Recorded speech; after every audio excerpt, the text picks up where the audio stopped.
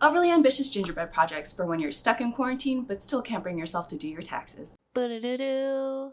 Cookie smut. Hey friends, it's me Shauna, your friendly neighborhood cookie witch, and today we're going to make a Harry Potter chocolate frog box, a giant one, out of gingerbread.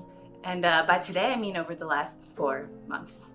The inspiration for this project comes from 2 YouTube videos from one of my favorite YouTube micro subgenres, which is Harry Potter subscription box unboxing videos.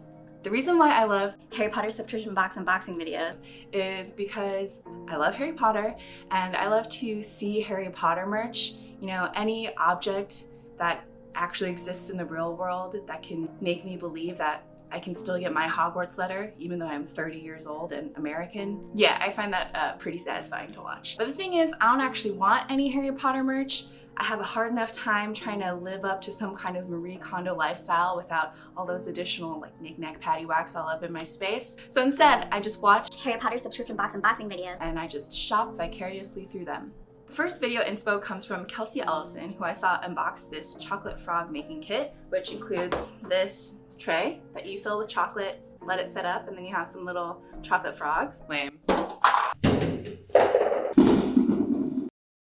But more importantly, it comes with these little cutout templates of the chocolate frog box itself, so you can make a little chocolate frog origami situation. And the second video inspo comes from Cherry Wallace, who bought from some souvenir shop this giant chocolate plushy frog. So cute. It's supposed to smell like chocolate, but I don't know. I thought it'd be a cute idea to use this template, size it up, and make a jumbo chocolate frog box for this giant plushy frog. But because I'm me, and I love baking, and I love highly ambitious gingerbread-based projects, I'm going to make the box in full 3D glory out of gingerbread and decorate it all with royal icing. So that's the plan. Make a giant gingerbread home for this little fella. Here we go. Boom, boom, boom, boom, boom, boom, boom. The first thing I did was, against company policy, use the photocopier at work to make an extra large copy of the template from the kit. But don't worry, I don't work there anymore, so I won't get in trouble. Then I traced the template onto some parchment paper to use as a guide for cutting out my gingerbread pieces.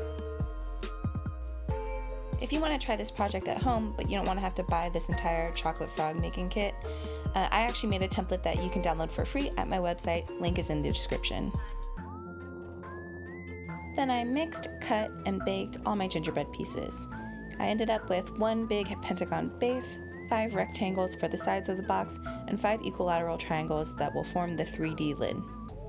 Then I went back to my illegally acquired photocopy to make a stencil that I can trace onto the lid pieces and the side pieces to mark out where the purple parts are going to be and where the gold parts are going to be.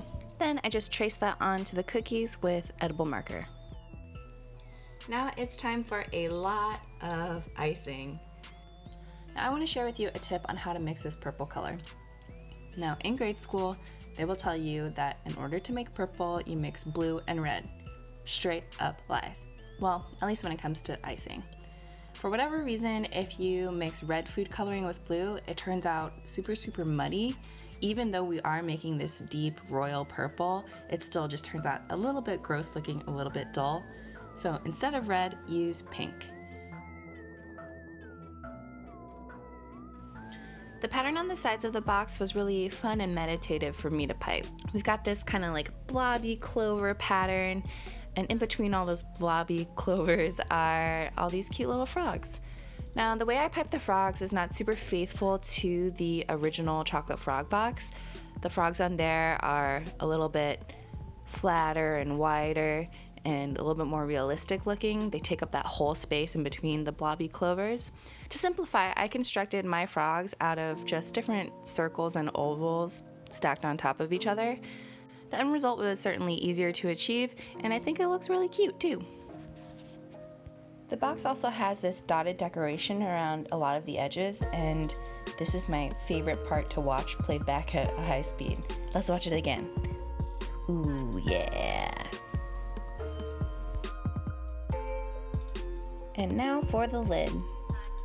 As you can see, I start with the smaller detailed sections first and then come back and fill in those larger background pieces. Now, I don't know that this method is objectively better than going the other way around and doing the background first and then the details, but you know, it's a choice that I made and a choice that I stuck with. Now, the lid was slightly less relaxing to pipe. There's just a lot going on. We've got dragons, we've got eagles, we've got flowers, we've got what looks like a bald dude puking a waterfall. Definitely a little chaotic. The lid also has these little clown mofos all up in the corner, but honestly they kind of freaked me out a little bit, so I just left them off. And then the lid pieces also get that same dotted decorative trim.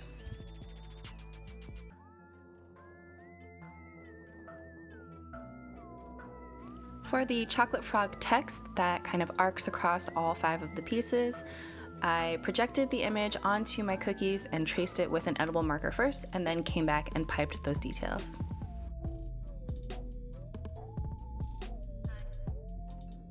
Then, after icing all of those details, I took a moment to just reflect on all the hard work I did and pat myself on the back. Yeah, good stuff.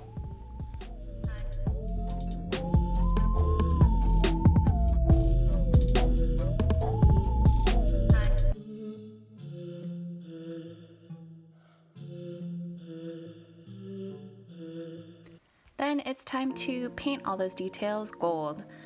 I used Sweet Sticks edible paint in metallic honey gold, and I used 2 coats on all of these details.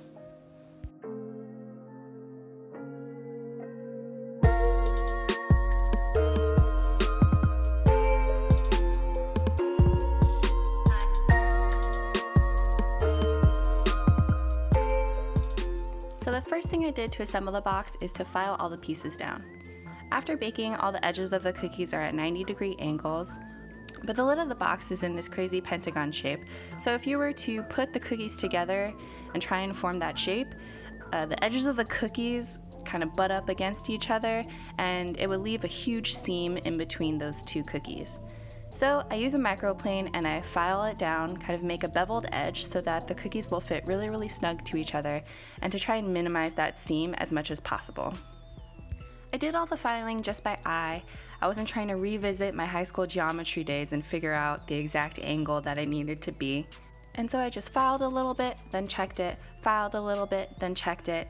At this point, I put in so much time into icing and painting these cookies that I didn't want to accidentally file too much and have the cookie end up being too small. Now it's finally time to actually start assembling the cookie pieces together. When I glue my gingerbread projects, I use a royal icing consistency that is much thicker than anything I would ever use for any other cookie decorating application. This means that the icing is not only actually stickier when you're trying to put the pieces together, but it also dries faster. Even though it would be totally awesome to have a hinged version of this box where the lid is actually attached in some way to the base, I did not attempt that for this project. That would be way too much. So I just assembled the bottom as one piece and then the lid as one piece. The bottom was easy enough to assemble. The side pieces stood up pretty easily on their own without any support needed. Now the lid was a different story. I had to very precariously prop everything up in place on top of the box to ensure that everything dried at the right angle.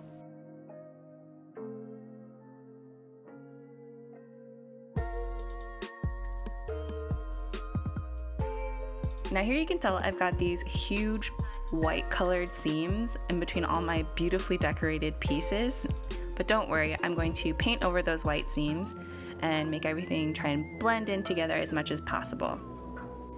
Along those seams, not only is there a gap in color, but also a gap in the details and patterns. So I filled those in as well. On the lid, that means patching in those sort of circular medallion shapes, and on the sides of the box, that means adding even more frogs on every corner. And here is the finished chocolate frog box. Okay, it's as big as my head. And here, how do I do this? Wait, there's gotta be a better way. Oh fuck. Here, hold on. And here, nope. How do I do this? And here, is our chocolate frog. It's about this tall. That's how big it is. As you can see, like the seams are pretty apparent. I think I did a decent job matching the color of the paint, but you can still tell that it's a bit of a patch job, but that's fine. You know, I'm not Yolanda Gamp. I'm very pleased with the overall effect. I think it definitely looks like a chocolate frog box. Look at all our lovely little froggos on the side. All these little dot details, all the little emblems on the lid. Yeah, I'm freaking really pleased with this. I also went and filmed a little stop motion with my little froggy escaping from the box, just like it does on the train in Harry Potter 1. So yeah, check that out. Hey friends, thanks for watching. Do all the things. And see you next time. Now, normally when I do one of my really ambitious gingerbread projects, I invite a bunch of friends over and we ceremoniously smash it, because I just love taking this thing that I spent many hours on and then destroying it with my own hands. But it's quarantine time, so I don't know if I'll do that. I might throw a Zoom party to smash it instead.